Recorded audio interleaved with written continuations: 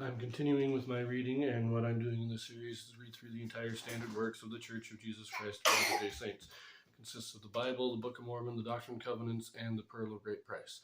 I am reading in a chronological order of events, not according to publication or volume, so I will be skipping around a little bit as I move along. Also, again, in this video, I do have my son and my wife in the background, so you may hear them, and on occasion, my son may climb into the frame for just a moment. But he's going to go to his mother and get dressed. I am currently still in the book of Numbers. This will be chapter 24. Balaam sees in vision and prophesies of the destiny of Israel. He prophesies of the Messiah. There shall come a star out of Jacob, and a scepter shall rise out of Israel. And when Balaam saw that it pleased the Lord to bless Israel, he went not, as at other times, to seek for enchantments, but he set his face toward the wilderness. And Balaam lifted up his eyes, and he saw Israel abiding in his tents according to their tribes. And the Spirit of God came upon him. And he took up his parable, and said, Balaam, the son of Beor, hath said, and the man whose eyes are opened hath said. Before I continue there, just note, in the first two times, they did their 7 sacrifices and everything, and then Balaam went off by himself, communed with God, and then brought the word back. This time Balaam says, don't even bother. I know what God's going to say, so I'm not going to go. There's no point.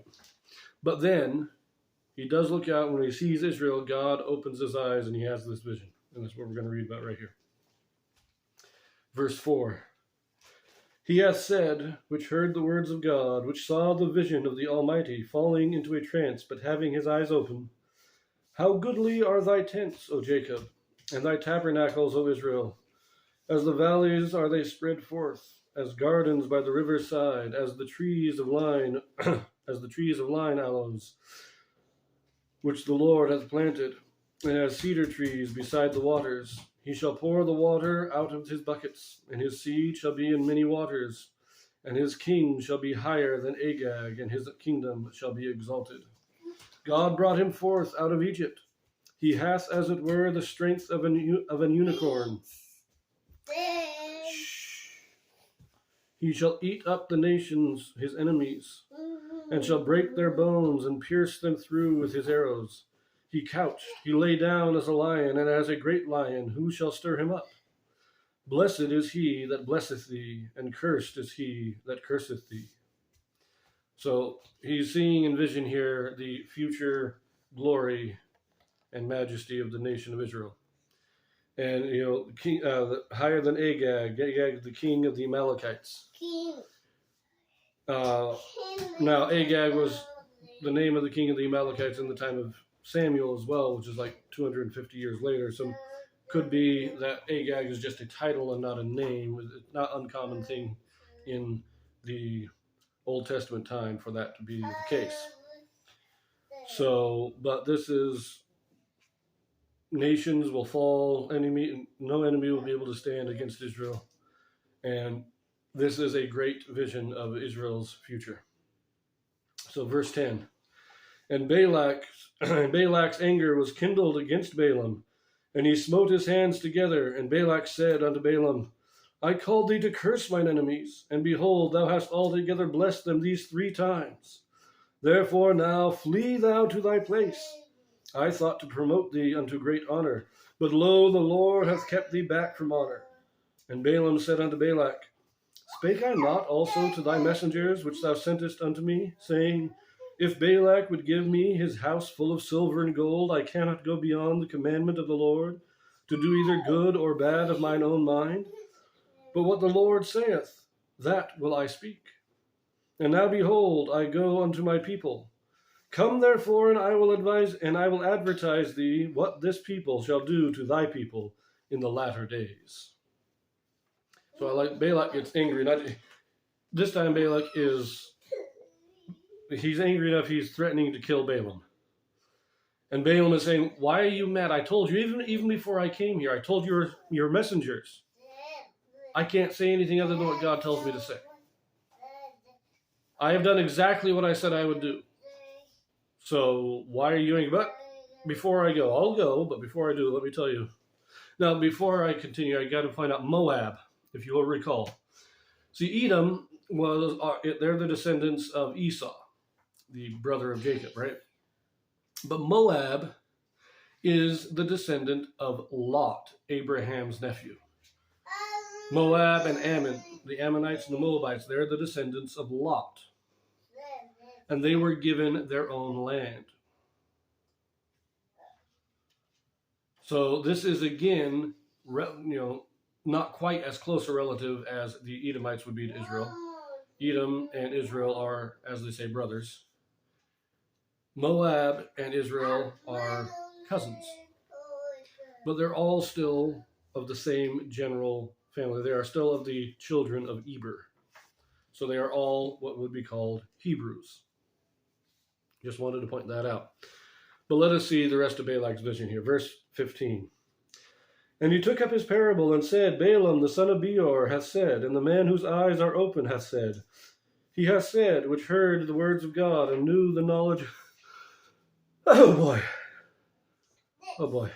And knew the knowledge of the Most High, which saw the vision of the Almighty falling into a trance, but having his eyes open. I shall see him, but not now. I shall behold him, but not nigh. There shall come a star out of Jacob, and a sceptre shall rise out of Israel, and shall smite the corners of Moab, and destroy all the children of Sheth. And Edom shall be a possession. Seir also shall be a possession for his enemies, and Israel shall do valiantly. Out of Jacob shall come he that shall have dominion, and shall destroy him that remaineth of the city. And when he looked on Amalek, he took up his parable and said, Amalek was the first of the nations, but his latter end shall be that he perish forever. And he looked on the Kenites, and took up his parable and said, Strong is thy dwelling place, and thou puttest thy nest in the rock. Nevertheless, the Kenites shall be wasted until Asher shall carry thee away captive. And he took up his parable and said, Alas, who shall live when God doeth this? And ships shall come from the coast of Kittim, and shall afflict Asher, and shall afflict Eber, and he also shall perish forever. And Balaam rose up and went and returned to his place, and Balak also went his way. So again, this is the star out of Jacob and a scepter out of Israel. This is talking about David. This is King David. But then, out of Jacob shall come he that shall have dominion, that is Christ. And then he prophesies of the destruction of various peoples in the area. Let us flip to the Bible dictionary for a moment and look up these three peoples or the two people, the Amalek and the Kenite. Let's see what it says quickly in the Bible dictionary.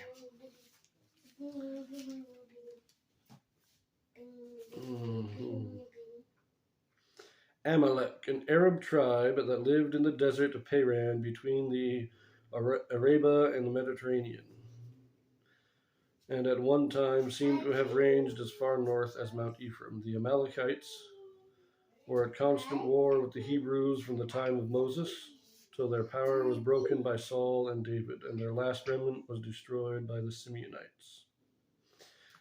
So it doesn't really tell us where they come from. They're definitely descended from Shem, but they're probably not close relatives to Abraham, and are probably not of the Hebrews. Probably not descended of Eber, but they were in the area. So they're not Canaanites. They are a different people. What about the Kenites, though? Let us take a quick look for the Kenites. I'm curious.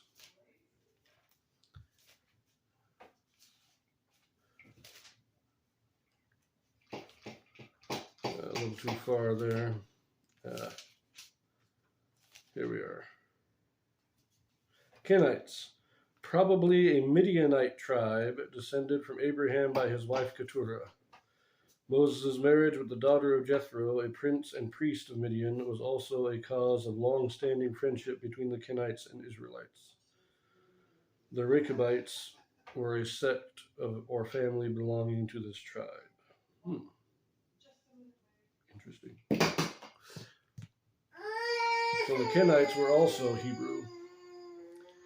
I gotta go. My son just stubbed his toe. So I will see you in the next one.